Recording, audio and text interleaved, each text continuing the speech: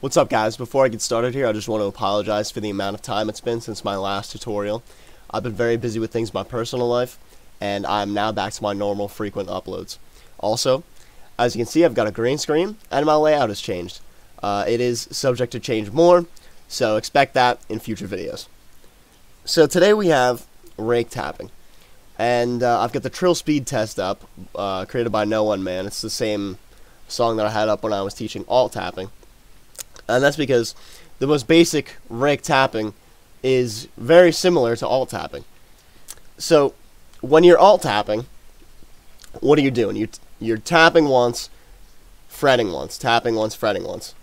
Alternatively, so that's alt tapping. But when you introduce rake tapping, instead of tapping once with your tapping hand, you're going to tap twice. And so it goes in a sequence of 2 taps, 1 fret, 2 taps, 1 fret, 2 taps, 1 fret. And I would say there's probably 3 primary methods that people use to do this. I would think the most commonly used method, the method that I use actually, is the up rake. The next most commonly used method is most likely the down rake. And then there's also a flicking motion that some people do. It's actually the way that I started out. And then I switched to the up rake, but all 3 of these methods work. You can find out what's best for you. But I will say, if you're not going to do the up rake, then the other 2 are a little tough to combo. The up rake is really easy to just switch back and forth. But I'm going to teach you them right now. So when people try rake tapping, they come to a brick wall sometimes, and they don't know what's going on. Rake tapping is pretty much a modern method. I mean, it was used back in the day every now and then, but it's been really modernized and used a lot more nowadays in Clone Hero. And so for the up rake, what you're going to want to do is, first, obviously you need to know how to alt tap, and you need to know how to alt tap well. Rake tapping is not an easy thing to learn, and it will take you a while, I'm sure.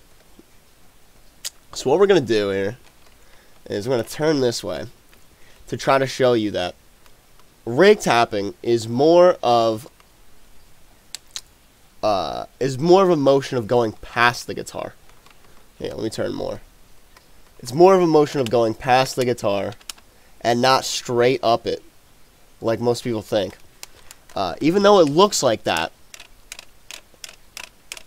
when you're seeing it from the front point of view, it's actually more of a motion past the guitar. And a common misconception is that you should lock your fingers and keep them at a certain distance apart and do your rake tapping that way. And while I suppose you could do that, it's actually a lot more casual and a lot easier to learn if you're not locking your fingers together. Have them firm, but not to the point where you're focusing on, keeping them that distance apart. When it becomes second nature to you, you're not going to be like clenching your fingers. And I don't know where this misconception comes from, but a lot of people seem to think it. It's really just a nice casual motion of sliding your fingers past the button.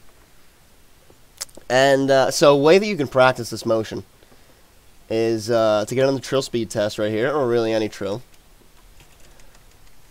And we're going to slow it down right here.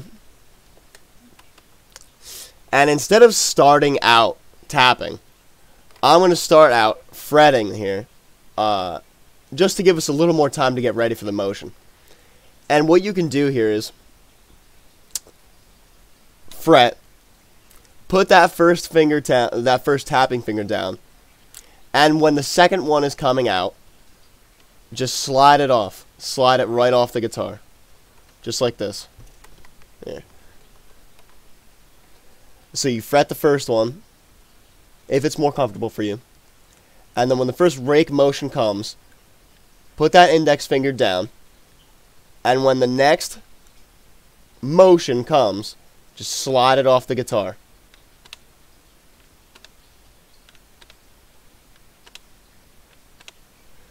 Slow your trills down and practice it like this.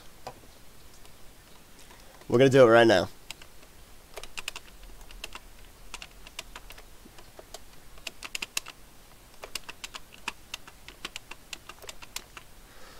It's a little tough to do slow.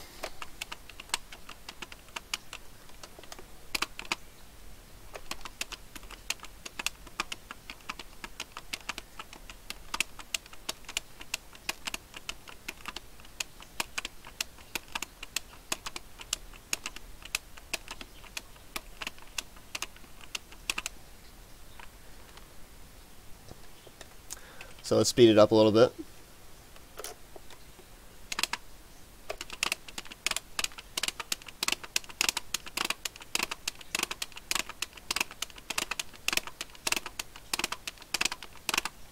Now, as you speed this up, you're not going to be going from a clunky motion anymore of putting your finger down and then sliding it off for the next one. But it's going to become more of a fluid motion and one singular rake past the button.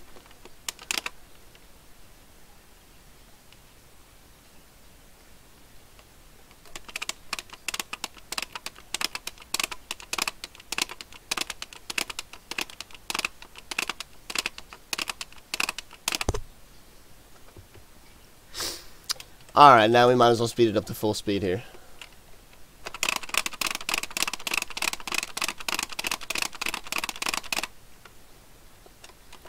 And that's how it's done, guys.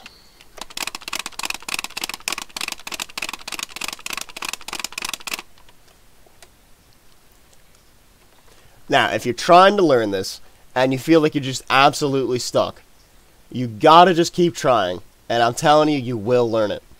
Because I started out doing the method that I'm going to show you next, and I just could not get it in the up direction. It just wasn't registering with me. I was like hitting the guitar with this finger, and I was, you know, hitting it at the same time, and I thought my fingers were too weird of a distance apart, but I kept trying it, and really the key is just to focus on getting that index finger down first, and not just going right past it.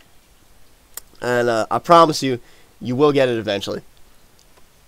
So, the next method that I'm going to show you is the down rake. And it's a little bit different in the fact that this really is a motion that just goes down the guitar. Whereas the up raking kind of goes past a little bit. This really just goes straight down the guitar. Goes right past the button. And obviously in this instance you're starting with your middle finger and not your index finger, so it's different in that sense as well. But the same kind of rules apply here. If you're learning it at first, you know, fret first whatever's comfortable for you, and then just start out slow by putting down the middle finger first, making sure you have it down, and then sliding to your index finger in a motion kind of like this.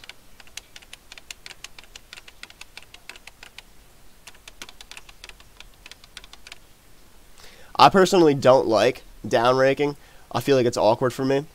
I'm sure if I practiced it more, it would become more fluid, but I won't be able to demonstrate it for you as well as I would up raking, but I can show you it does work.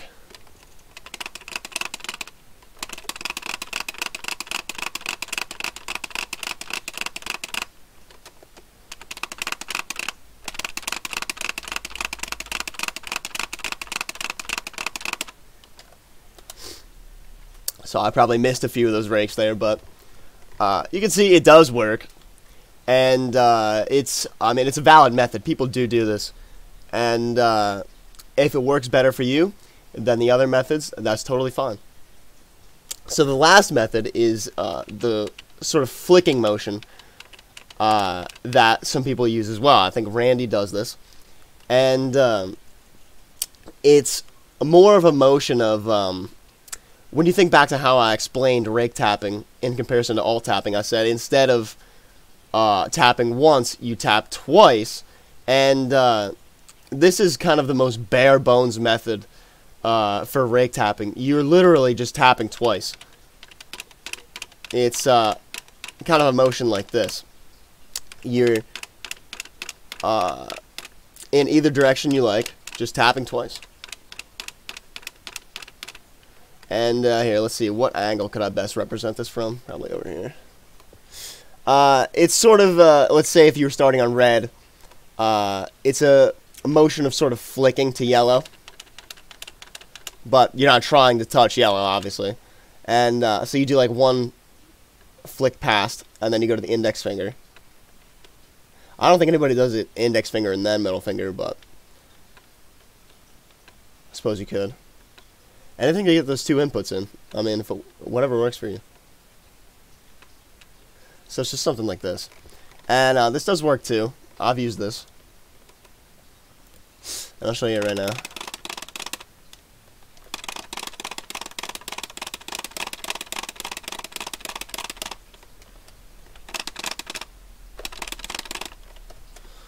This one's a little bit tough.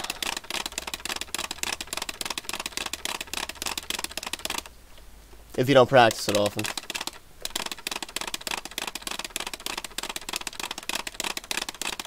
There we go.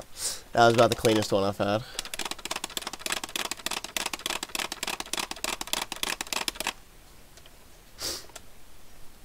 So, those are the three main methods that I would say most people use for rake tapping. The main method being the up rake. And, so I'm going to show you a few sections that you can utilize this on, obviously, that aren't just basic trills. I mean, I feel like once you learn rake tapping, it kind of just blows a whole new door wide open. So, if you've ever seen somebody play Solus 4 or 5 and Lighten solo, you may have seen them use a very weird rake tapping method. And I'm going to show you the logic behind that right now, and how it's actually very fluid and very comfortable to do if you're good at rake tapping. So here's Enlightened Solo A from Solus 4. Now you may be wondering, how are you going to rake tap this? Well, it's a little weird, and but I mean, once you think about it, it makes sense, I guess. If you were to see this happen, you probably wouldn't understand how it would work. But what we're going to do here is we're going to anchor red. We're going to start by anchoring red, and we're going to do a quad zig input with our fretting hand, going over yellow, blue, orange, and then back. So the last 4 frets, you're going to do a quad zig motion. Alright? And that's going to take care of the first 3 notes. The blue, the orange, and the yellow note right here. And then you'll see the next 3 notes are orange, red, and orange. But we're anchoring red. So the next 2 notes that we have to input are 2 oranges. And obviously, that'll be done with the rake. And then this motion is just repeated. And, I mean, that's probably the easiest method for Enlightened solo you're ever going to get. And it works out pretty nicely here. When you get to the last one, the last orange trill, it ends right on a rake. And then you start the next blue trill with the quad input. So it works out pretty well. I will say when you get to here, though, the quad input only takes care of the yellow, blue, and the red here, and then it leaves one blue and then 1 orange, in which case you'd have to do a disjointed rake, which I'm not going to go over here. But this is just to give you an example of, you know, how many things you could do with rake tapping. And I'll also show you this with Solus 5. Solos 5, it works out a little bit better. But it is also a little harder to do. As you can see, we start out with literally the same thing.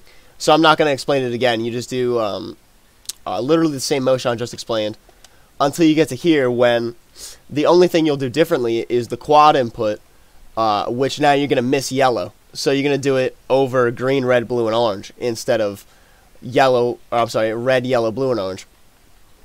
So you're going to switch from a motion that's looking like this just to this. And same thing here, except you're going to be doing it over green, red, yellow, and orange, forgetting blue. And then you switch back to the first. And this whole section is just switching that around until you get to the ending, which is something completely different. And so I'll show you how this works out here.